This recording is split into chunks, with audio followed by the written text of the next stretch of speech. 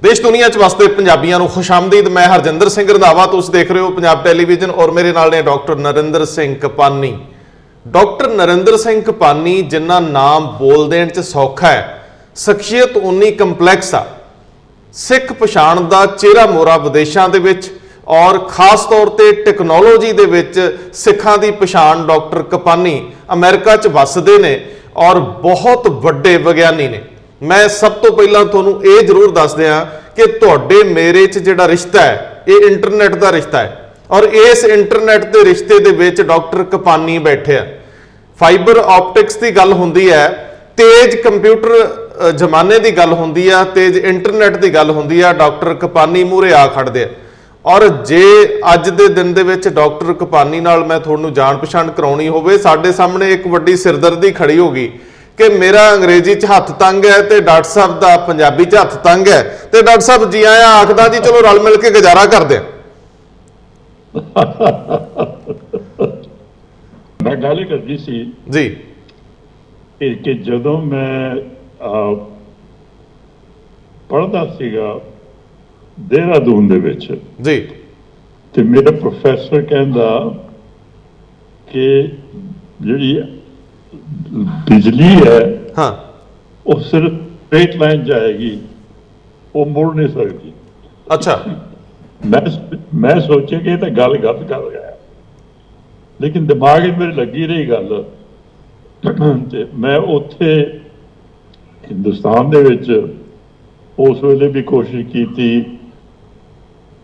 कि जिहड़ा मेरा नवा आइडिया है उन्होंने मैं किदा करिए, ते गल बनी नहीं। फिर मैं जदों 1951 दे विच लंदन आया ते उत्थे मैं गल की प्रोफैसर नाल जी ते प्रोफैसर में लै गया मेरा आइडिया रॉयल सोसाइटी दे विच, ते रॉयल सोसाइटी ने मैनू दिता स्कॉलरशिप इंपीरियल कॉलेज दे विच कि भाई तुसी PhD करो और जो तुसी गल सोच रहे हो उन्होंने तुसी दसो किद्दां हो सकती है। तो उस वेले फिर मैं शुरू किया, ते उस तो पहला फाइबर्स कभी नहीं इस्तेमाल होंदे सीगे इस तरीके नाल जिस तरह असी कर रहे हैं। और उदों मैं काम किया सीगा थोड़ा जिहा काम बेल्जियम में भी हो रहा सी जी, लेकिन मैं पब्लिकेशन की थी, पहली पब्लिकेशन ये दस्या कि भाई ये हो सकती है। तो उस जमाने दे विच असी कोशिश की थी कि फाइबर्स में इस्तेमाल किया जाए ताकि अपने बंदियां दे अंदर ढिड दे अंदर देख के कि की बीमारी हैगी है वो डॉक्टर देख सकन। तो पहला उस ते काम किया गया। उस तो बाद फिर होर साल बाद होर तरीके आए। तो 1960 जब पहुंचे उस वेले असी शुरू किया कि कम्यूनिकेशन दे विच इहदा बड़ा जरूरी काम है। तो उदों शुरू होया सी। ते उस तो बाद उस वेले मेरे ख्याल कम से कम एक दो बंदे सोचते होने जो असी काम कर रहे थे। हुण इस जमाने दे विच सारी दुनिया दे विच हज़ारां फिजिसिस्ट ते इंजीनियर्स काम कर रहे हैं इहदे विच, और trillion T for trillion dollars of business has been created all over the world. ये काम हो रहा है जी। डॉक्टर साहब बड़ा चंगा लग्या और तुसी बड़ी सोहनी पंजाबी बोली। मेरे लिए बड़ा वड्डा संकट सी जिन्नी बारी मेरी तुहाडे नाल गलबात हुई है। ते मैनू पहला तो तुसी अपनी दसो कि तुसी तुहाडा जन्म कदों होया, तुहाडी उम्र किन्नी आ, ताकि जिहड़े मेरे वर्गे 45-47 दे विच ही गोडे फड़ी फिरदे आ उन्हां नूं दसीए कि डॉक्टर साहब हुण भी घोड़े वर्गे ने जी। मेरा जन्म होया जी 1927 दे विच। अच्छा हिसाब लाइए इस वेले उम्र हैगी 92 साल। वाओ।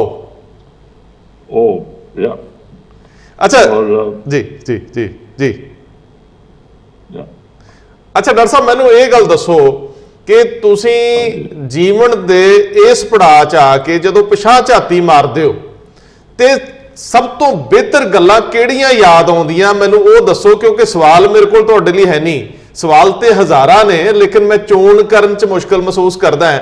ਤੁਸੀਂ ਪਿਛਾਂਹ ਨੂੰ ਝਾਤੀ ਮਾਰੋ ਤੇ ਫਿਰ ਮੈਨੂੰ ਜ਼ਿੰਦਗੀ ਦੇ ਵਿੱਚੋਂ ਮੋਤੀ ਕੱਢ ਕੇ ਲਿਆ ਕੇ ਦਿਓ। ਤੁਸੀਂ ਸਿੱਖਾਂ ਦੀ ਪਛਾਣ ਬਣਾਈ, ਸਿੱਖ ਫਾਊਂਡੇਸ਼ਨ ਦੀ ਗੱਲ ਆ, ਗੁਰੂ ਘਰਾਂ ਦੀ ਗੱਲ ਆ। ਤੁਸੀਂ ਮੈਨੂੰ ਹੁਣੇ ਇੰਦਰਜੀਤ ਸਿੰਘ ਬਲ ਦੱਸ ਰਹੇ ਸੀ, ਮੈਂ ਤੁਹਾਡੇ ਤੋਂ ਪਹਿਲਾਂ ਉਹਨਾਂ ਦਾ ਫੋਨ ਵਿੱਚ ਆ ਗਿਆ ਔਰ ਉਹ ਕਹਿ ਰਹੇ ਸੀ ਕਿ ਅਸੀਂ ਇਕੱਠਿਆਂ ਜਿਹੜੀ ਉਹ ਸੰਸਥਾ ਵੀ ਬਣਾਈ ਸਿੱਖ ਕੌਂਸਲ। ਸੋ ਡਾਕਟਰ ਸਾਹਿਬ ਪਿਛਾਂਹ ਝਾਤੀ ਮਾਰੋ ਤੇ ਮੋਤੀ ਚੁੱਕ ਕੇ ਲਿਆਓ, ਸਾਡੇ ਦਰਸ਼ਕਾਂ ਨੂੰ ਸਾਂਝ ਪਵਾਓ। ਹਾਂਜੀ ਦੇਖੋ ਗੱਲ ਇਹ ਹੈ 1967 ਮੈਂ ਚਾਲੂ ਕੀਤੀ ਸਿੱਖ ਫਾਊਂਡੇਸ਼ਨ।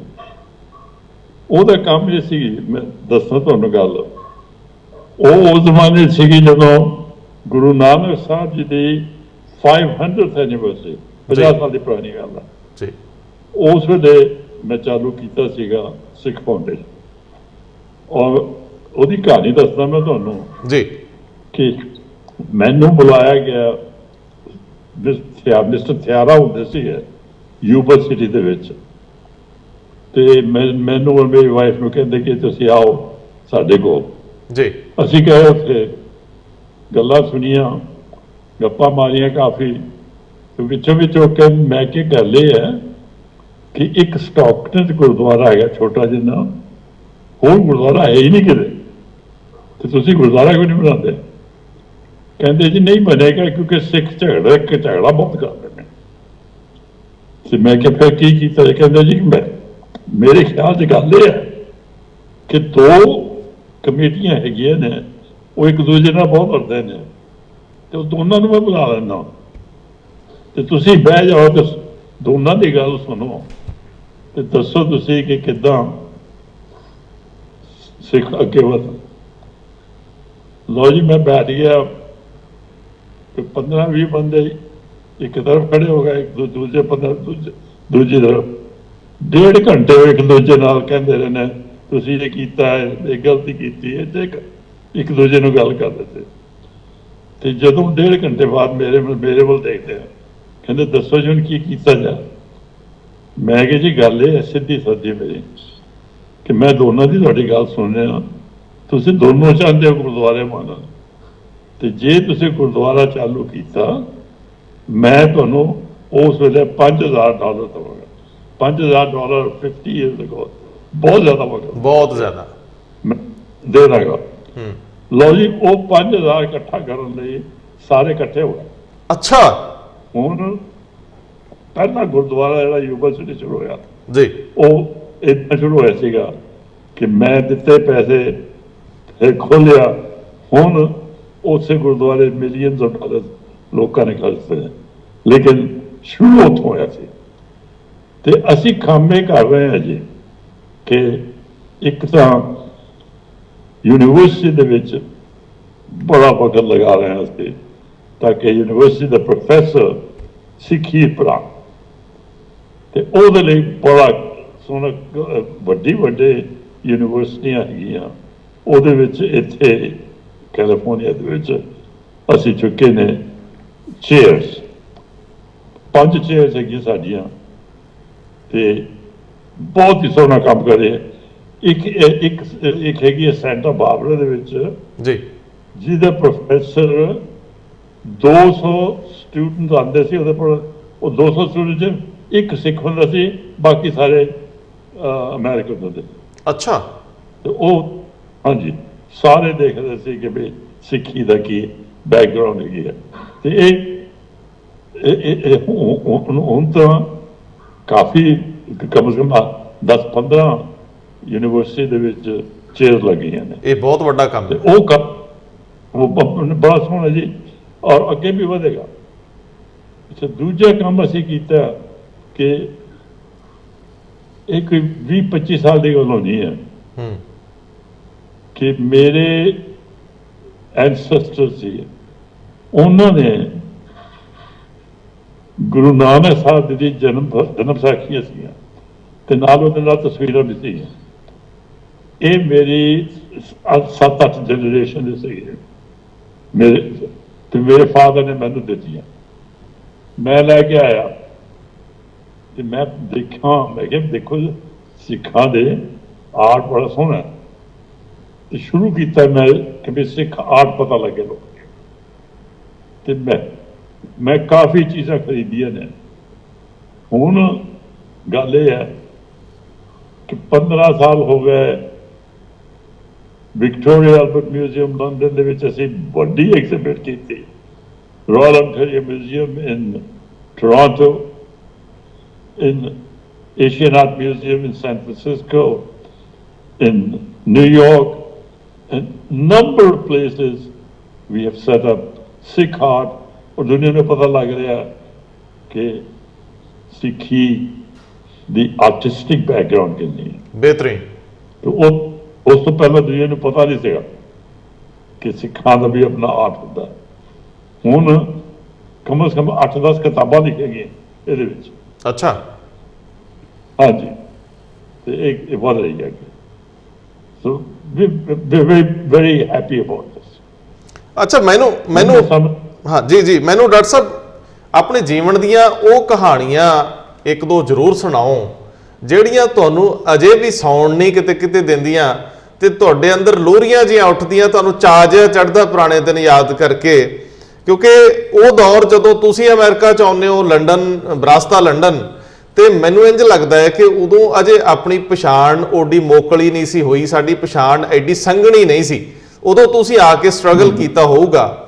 ਉਹ ਸਟਰਗਲ ਤੇ ਅੱਜ ਦਾ ਦੌਰ ਜੀ, ਉਹ ਕੁਝ ਗੱਲਾਂ ਮੈਂ ਤੁਹਾਡੇ ਕੋਲ ਸੁਣਨੀਆਂ ਚਾਹੁੰਦਾ। ਉਹਦੇ ਵਿੱਚ ਮੈਂ ਜਿਹੜਾ ਤੁਸੀਂ ਕੰਮ ਕੀਤਾ ਇੰਟਰਨੈਟ ਦਾ, ਇਹਦੇ ਵਿੱਚ ਵੀ ਥੋੜਾ ਜਿਹਾ ਵਿਸਥਾਰ ਚਾਹੂੰਗਾ, ਪਰ ਮੈਂ ਤੁਹਾਡੀ ਪਹਿਲਾਂ ਉਹ ਕਹਾਣੀ ਸੁਣਨੀ ਹੈ ਕਿ ਇੱਕ ਪੱਗ ਵਾਲਾ ਸਰਦਾਰ ਆ ਕੇ ਇੰਟਰਨੈਟ ਵਰਗੀ ਦੁਨੀਆ ਦੇ ਵਿੱਚ ਤਹਿਲਕਾ ਮਚਾ ਦਿੰਦਾ, ਨਵੀਂ ਖੋਜ ਲਿਆ ਦਿੰਦਾ। ਤੁਹਾਡੀ ਖੋਜ ਪਬਲਿਸ਼ ਹੋਣ ਤੋਂ ਬਾਅਦ ਇੰਟਰਨੈਟ ਦੀ ਸਪੀਡ ਵੱਧ ਜਾਂਦੀ ਹੈ, ਔਰ ਅੱਜ ਜਿਸ ਦੌਰ 'ਚ ਮੈਂ ਤੁਹਾਡੇ ਨਾਲ ਗੱਲ ਕਰ ਪਾ ਰਿਹਾ ਤੇ ਲੋਕ ਸਾਨੂੰ ਦੇਖ ਪਾ ਰਹੇ ਹੋਣਗੇ, ਉਹ ਇੱਕ ਬਿਹਤਰੀਨ ਖੋਜ ਹੈ ਔਰ ਇਹਨੇ ਦੁਨੀਆ ਨੂੰ ਬਹੁਤ ਛੋਟੀ ਕਰਦਾ।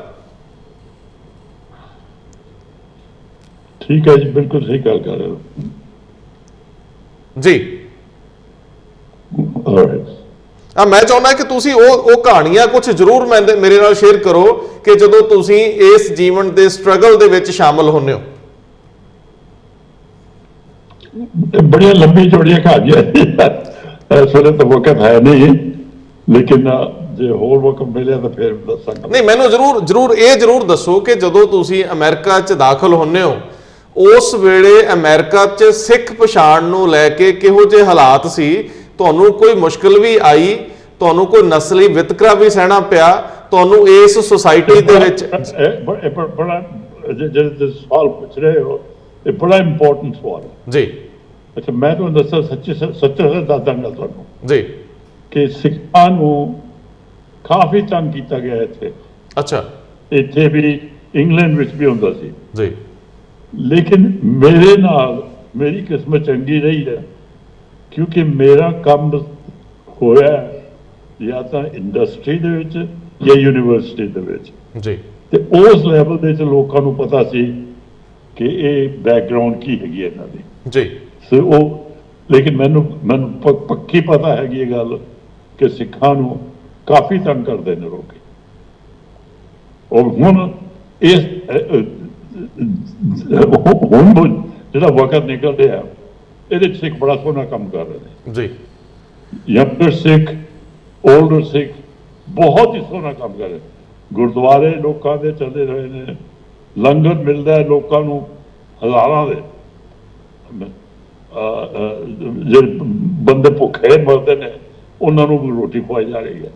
ਇਹ ਸਭ ਸਿੱਖ ਕਰ ਰਹੇ ਨੇ ਔਰ ਅਸੀਂ ਸਿੱਖਾਂ ਦੇ ਬਹੁਤ ਸੋਹਣਾ ਕੰਮ ਕਰ ਰਹੇ ਸੀ। ਡਾਕਟਰ ਕਪਾਨੀ, ਇੱਕ ਮੈਨੂੰ ਗੱਲ ਜ਼ਰੂਰ ਦੱਸਿਓ ਕਿ ਜੀਵਨ 'ਚ ਪੈਸਾ ਬਹੁਤ ਕਮਾਇਆ ਹੋਊਗਾ ਕਿਉਂਕਿ ਤੁਸੀਂ ਕੰਮ ਹੀ ਇਹੋ ਜਿਹਾ ਕੀਤਾ, ਖੋਜ ਦੇ ਕਾਰਜ ਤੁਹਾਡੇ ਵੱਡੇ ਸੀ।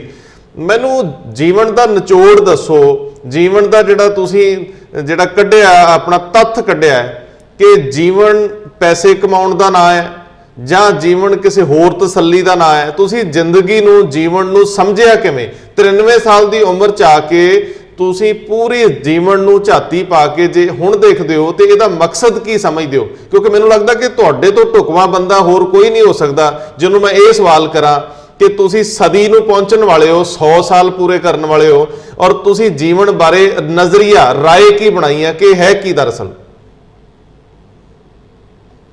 ਦੇਖੋ ਜੀ, ਗੱਲ ਇਹ ਆ ਕਿ ਇੱਕ ਤਾਂ ਤੁਹਾਡੀ ਫੈਮਿਲੀ ਔਰ ਫਰੈਂਡਸ ਬਹੁਤ ਇੰਪੋਰਟੈਂਟ।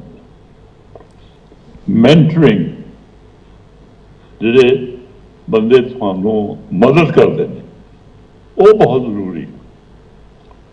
ਮੇਰੀ ਕਿਸਮਤ ਚੰਗੀ ਸੀਗੀ, ਜਦੋਂ ਮੈਂ ਦੇਹਰਾਦੂਨ ਹੁੰਦਾ ਸੀ, ਉੱਥੇ ਮੈਨੂੰ ਦੋ ਬੰਦਿਆਂ ਨੇ ਬੜਾ ਸੋਹਣਾ ਕੰਮ ਕਰਕੇ ਮੇਰੀ ਮਦਦ ਕੀਤੀ। ਇੰਗਲੈਂਡ ਆਇਆ ਮੈਂ, ਉੱਥੇ ਮੇਰੀ 2-3 ਬੰਦਿਆਂ ਨੇ ਕਾਫੀ ਮਦਦ ਕੀਤੀ। ਅਮਰੀਕਾ ਦੇ ਵਿੱਚ ਵੀ ਇੱਦਾਂ ਹੀ ਹੋਇਆ। ਸੋ ਬੱਚੀ, ਲੇਕਿਨ ਕੀ ਗੱਲ ਇਹ ਹੈ ਜੇ ਕੰਮ ਸੋਹਣਾ ਕਰੋਗੇ ਜੀ, ਕੰਮ ਸੋਹਣਾ ਕਰੋਗੇ ਤਾਂ ਬੰਦੇ ਤੁਹਾਡੀ ਵੀ ਕਦਰ ਕਰਨਗੇ। that's an important thing। ਅੱਛਾ ਡਾਕਟਰ ਸਾਹਿਬ, ਮੈਨੂੰ ਇਹ ਦੱਸਿਓ ਕਿ ਪੰਜਾਬ ਵੱਲ ਕਦੋਂ ਕੁ ਗੇੜਾ ਮਾਰਦੇ ਰਹੇ? ਪਿੱਛੇ ਨਾਲ ਕੋਈ ਰਿਸ਼ਤਾ ਰੱਖਿਆ ਕਿ ਜਾਂ ਮੈਂ ਦੇਖੋ ਹਰ ਸਾਲ ਜਾਂਦਾ ਹੁੰਦਾ ਸੀ, ਔਰ ਹਰ ਸਾਲ ਮੈਂ ਜਾਂਦਾ ਸੀਗਾ ਅੰਮ੍ਰਿਤਸਰ ਔਰ ਹੋਰ ਆਪਣੇ ਘਰਦਿਆਂ ਨੂੰ ਮਿਲਣ ਨੂੰ, ਅੰਬਾਲੇ ਔਰ ਪਟਿਆਲੇ ਔਰ ਸਭ ਜਗ੍ਹਾ। ਲੇਕਿਨ ਪਿਛਲੇ 3-4 ਸਾਲ 3 ਸਾਲ ਹੋ ਗਏ ਨੇ, ਉਸ ਤੋਂ ਬਾਅਦ ਮੈਂ ਗਿਆ ਨਹੀਂ। ਪੰਜਾਬੀ ਜੀ ਟ੍ਰੈਵਲਿੰਗ ਥੋੜੀ ਜਿਹੀ ਮੁਸ਼ਕਿਲ ਹੋ ਗਈ ਹੈ। ਅੱਛਾ, ਪੰਜਾਬੀ ਜਨਜੀਵਨ ਬਾਰੇ ਤੇ ਪੰਜਾਬੀ ਸਿਸਟਮ ਬਾਰੇ, ਪੰਜਾਬ ਦੇ ਧਰਾਤਲ ਬਾਰੇ, ਸਿੱਖਾਂ ਬਾਰੇ, ਇਥੋਂ ਦੇ ਬਾਰੇ ਜੋ ਸੁਣਦੇ ਜਾਣਦੇ ਹੋ, ਮਨ 'ਚ ਖਿਆਲ ਕਿਹੋ ਜਿਹੇ ਆਉਂਦੇ ਆ? ਔਰ ਜੇ ਤੁਸੀਂ ਸਾਨੂੰ ਕੋਈ ਬੈਸਟ ਰਾਏ ਦੇਣੀ ਹੋਵੇ ਪੰਜਾਬ 'ਚ ਵਸਦਿਆਂ ਨੂੰ, ਤੇ ਕੀ ਖਿਆਲ ਆਉਂਦਾ ਮਨ 'ਚ? ਦੇਖੋ ਜੀ, ਗੱਲ ਹੈ ਪੰਜਾਬ ਵਿੱਚ ਬਹੁਤ ਮੁਸ਼ਕਿਲਾਂ ਨੇ, ਪਾਣੀ ਦੀਆਂ ਮੁਸ਼ਕਿਲਾਂ ਔਰ ਹੋਰ ਕਈ ਕਿਸਮ ਦੀ ਮੁਸ਼ਕਿਲਾਂ ਹੋ ਰਹੀਆਂ ਨੇ ਜੀ। ਗਵਰਨਮੈਂਟ ਨੂੰ ਸਪੋਰਟ ਕਰਨਾ ਚਾਹੀਦਾ ਕਿ ਜਿਹੜੇ ਸਾਡੇ ਸਿੱਖ ਫਾਰਮਰਸ ਨੇ ਉਹਨਾਂ ਨੂੰ ਬੜੀ ਚੁੱਕਣਾ ਚਾਹੀਦਾ, ਬਹੁਤ ਜ਼ਰੂਰੀ ਗੱਲ। ਡਾਕਟਰ ਸਾਹਿਬ, ਸਿੱਖੀ ਬਾਰੇ, ਗੁਰਮਤ ਬਾਰੇ, ਗੁਰੂ ਦੀਆਂ ਸਿਧਾਂਤ ਤੇ ਸਿੱਖਿਆਵਾਂ ਬਾਰੇ ਕਿਵੇਂ ਸਮਝਿਆ? ਕਿਵੇਂ ਲੈਂਦੇ ਹੋ ਸਿੱਖੀ ਨੂੰ? ਕਿਵੇਂ ਲੈਂਦੇ ਹੋ ਇਹਨੂੰ? ਅੱਗੇ ਕਿਸ ਤਰੀਕੇ ਨਾਲ ਵੱਧਦੀ ਵੇਖਦੇ ਹੋ? ਦੁਨੀਆ ਵਿੱਚ ਸਾਡਾ ਕੀ ਸਥਾਨ ਹੋਊਗਾ 100 ਸਾਲ ਬਾਅਦ? ਦੇਖੋ ਇਹ ਗੱਲ ਇਹ ਆ ਕਿ ਜੇ ਪੱਕਾ ਸਿੱਖ ਹੋਵੇ ਤਾਂ ਹੋਰ ਜਿਹੜੇ ਹੈਗੇ ਨੇ, ਹੋਰ ਜਿਹੜੇ ਰਿਲੀਜਨ ਨੇ ਉਹਨਾਂ ਨੂੰ ਸਪੋਰਟ ਕਰਦਾ। ਸਿੱਖ ਕਿਸੇ ਨੂੰ ਮਾਰਨ ਨੂੰ ਤਿਆਰ ਨਹੀਂ, ਹਰੇਕ ਦੀ ਮਦਦ ਕਰਦਾ। ਇਹ ਬੜੀ ਜ਼ਰੂਰੀ ਗੱਲ ਹੈ। ਤੇ ਦੂਜੀ ਗੱਲ ਇਹ ਹੈ ਕਿ ਗੁਰੂ ਨਾਨਕ ਸਾਹਿਬ ਦੇ ਬਾਅਦ 10ਵੇਂ ਗੁਰੂ ਸਾਹਿਬ, 10 ਗੁਰੂਆਂ ਦੇ ਵਿੱਚੋਂ ਇਹਨਾਂ ਨੇ ਕੰਮ ਇਤਨਾ ਕਮਾਲ ਕੀਤਾ ਜੀ, ਹੈਰਾਨ ਹੋ ਜਾਂਦੇ। ਔਰ ਉਹ ਕੰਮ ਜਿਹੜਾ ਸ਼ੁਰੂ ਕੀਤਾ ਸੀਗਾ, ਹਾਲੇ ਤੱਕ ਉਹਦੀ ਜ਼ਰੂਰੀ ਹੈਗੀ ਹੈ ਔਰ ਦੁਨੀਆ ਨੂੰ ਪਤਾ ਲੱਗਣਾ ਚਾਹੀਦਾ। ਔਰ ਜਿਹੜਾ ਸਾਡਾ ਰਿਲੀਜਨ ਹੈਗਾ ਇਹ ਯੂਨੀਕ ਹੈ ਜੀ। it's unique even compared to other, like Christianity or Islam, much more advanced from that। ਜੀ, ਇਹ ਬੜੀ ਜ਼ਰੂਰੀ ਹੈ। ਤੇ ਜਦੋਂ ਇਹ ਗੱਲ ਸਮਝ ਆਉ ਨਾ, ਫਿਰ ਆਉਂਦੀ ਹੈ ਦਿਮਾਗ ਵਿੱਚ ਕਿ ਗੱਲ ਗੁਰੂ ਸਾਨੂੰ ਕੀ ਕਹੇਗਾ। ਬੇਸਿਕ ਗੱਲ ਜਿਹੜੀ ਗੁਰਬਾਣੀ ਦੀ ਤੁਹਾਨੂੰ ਸਦਾ ਤੋਰਦੀ ਰਹੀ ਹੋਵੇ, ਬੇਸਿਕ ਚੀਜ਼ਾਂ ਜਿਹੜੀਆਂ ਗੁਰਬਾਣੀ ਦੀਆਂ ਤੁਹਾਨੂੰ ਲੱਗਦਾ ਹੈ ਕਿ ਇਹ ਬਹੁਤ ਵੱਡਾ ਇਨਸਪੀਰੇਸ਼ਨ, ਪ੍ਰੇਰਨਾ ਹੈ, ਉਹ ਜਿਹੜੇ ਤੁਹਾਡੇ ਲਈ ਵੀ ਸਰੋਤ ਹੋਣ એનર્ਜੀ ਦਾ? ਬੜਾ ਜ਼ਰੂਰੀ ਹੈ ਜੀ। ਗੁਰੂ ਦੀ ਮਿਹਰ ਨਾਲ ਮੈਂ ਹਰ ਸਵੇਰੇ ਅੱਧਾ ਘੰਟਾ 45 ਮਿੰਟ ਆਪਣਾ ਕੀਰਤਨ ਸੁਣਨਾ ਔਰ ਪ੍ਰੇ ਕੀਤੀ ਜਾਂਦੀ ਹੈ। ਇਹ ਬੜੀ ਜ਼ਰੂਰੀ ਗੱਲ ਹੈ। ਅੱਛਾ, ਮੈਨੂੰ ਡਾਕਟਰ ਸਾਹਿਬ ਦੱਸਿਓ ਕਿ ਜੀਵਨ 'ਚ ਜਿਹੜੇ ਕੰਮਕਾਜ ਕੀਤੇ ਤੁਸੀਂ, ਜਿਹੜੇ ਕੰਮ ਕੀਤੇ ਆ, ਔਰ ਅਮਰੀਕਾ ਦੇ ਵਿੱਚ ਖਾਸ ਤੌਰ ਤੇ ਇਹ ਤੁਹਾਡੀ ਜਿਹੜੀ ਖੋਜ, ਇਹਦੇ ਬਾਰੇ ਵੀ ਥੋੜਾ ਹੋਰ ਵਿਸਥਾਰ ਦਿਓ, ਔਰ ਜਿਹੜੇ ਕੰਮ ਕੀਤੇ ਉਹਨਾਂ ਬਾਰੇ ਵੀ ਦੱਸੋ ਤਾਂ ਕਿ ਨਵੀਂ ਪੀੜ੍ਹੀ ਨੂੰ ਪਤਾ ਲੱਗੇ ਕਿ ਅਸੀਂ ਕਿਵੇਂ ਅੱਗੇ ਵੱਧ ਸਕਦੇ ਹਾਂ। ਦੇਖੋ ਜੀ, ਗੱਲ ਇਹ ਹੈ ਕਿ ਟੈਕਨੋਲੋਜੀ चेंज हो रही है बहुत, और गवर्नमेंट्स चेंज हो रही हैं ने बहुत, ਤੇ ਇਹ ਸਾਰਿਆਂ ਦੇ ਵਿੱਚ ਸਿੱਖਾਂ ਨੂੰ ਅੱਗੇ ਆਉਣਾ ਚਾਹੀਦਾ, ਔਰ ਅੱਗੇ ਆ ਰਹੇ, ਐਸੀ ਗੱਲ ਨਹੀਂ ਹੈ, ਸਿੱਖ ਅੱਗੇ ਆ ਰਹੇ, ਲੇਕਿਨ ਇਹ ਬੜਾ ਜ਼ਰੂਰੀ ਹੈ ਕਿ ਆਪਣੀ ਸਿੱਖੀ ਨੂੰ ਨਾ ਭੁੱਲਣ।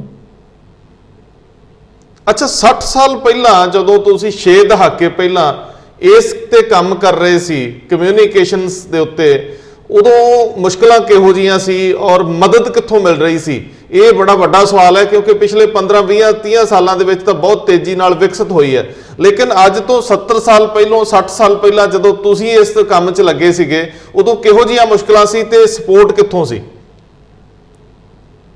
ਦੇਖੋ ਜੀ, ਗੱਲ ਇਹ ਕਿ ਮੈਨੂੰ ਹਾਲਾਂਕਿ ਰਾਇਲ ਸੁਸਾਇਟੀ ਨੇ ਸਕਾਲਰਸ਼ਿਪ ਦਿੱਤੀ ਸੀ ਇਸੇ ਕੰਮ ਲਈ, ਤੇ ਲੇਕਿਨ ਉਸ ਤੋਂ ਬਾਅਦ ਜਦੋਂ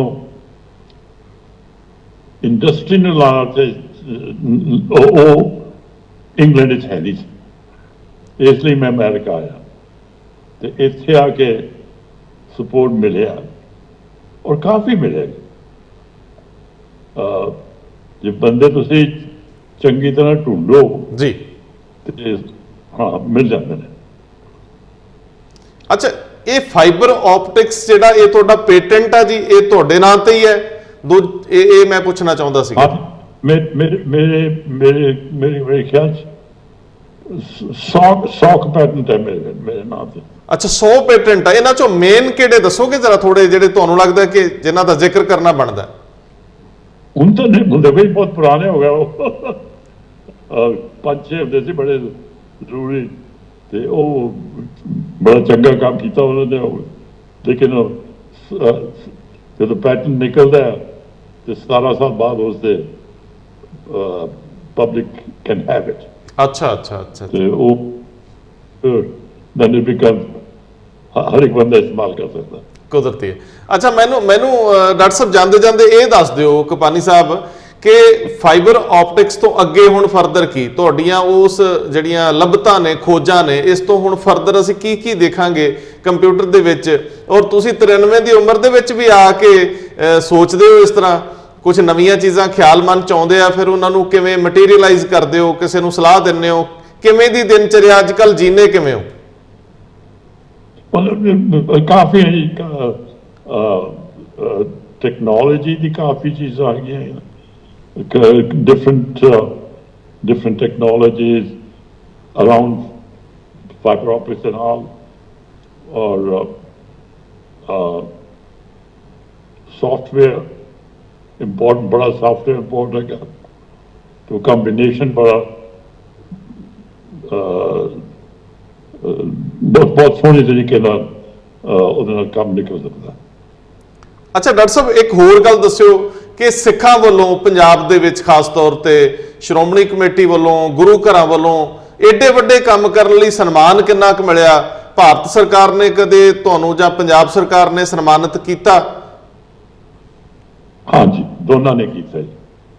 ਔਰ ਸਿੱਖ ਕਮਿਊਨਿਟੀ ਨੇ? ਹਾਂਜੀ, ਸਭ ਆਪਣਾ